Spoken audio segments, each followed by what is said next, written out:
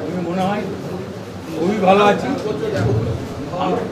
আপনাদেরকে আমি সহযোগিতা করতে বলবো, অনুরোধ করবো, আমার মুখ্যমন্ত্রী এখানে এসেছিল, ধন্যবাদ জানাই।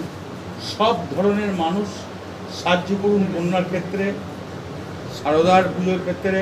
অভিষেক ব্যানার্জি এই বার্তা গোটা পশ্চিমবাংলার মানুষ, সবাই গোটা বীরভূম জেলার মানুষ, যে যেখানে আছে, এমএলএ, লিডার, হ্যাঁ, সভাধিপতি, সবাই একসঙ্গে মিলে কাজ করে আর মানুষের পাশে থাকবে। আগামী দিনে কর্মসূচি কি হবে আপনার? কর্মসূচি কি থাকছে? এখন তো এই বর্ষা, পুজোটা যাক, হ্যাঁ, কালী পুজোর পর, দিওয়ালির পর ব্লকে যাবো, মিটিং করবো সব।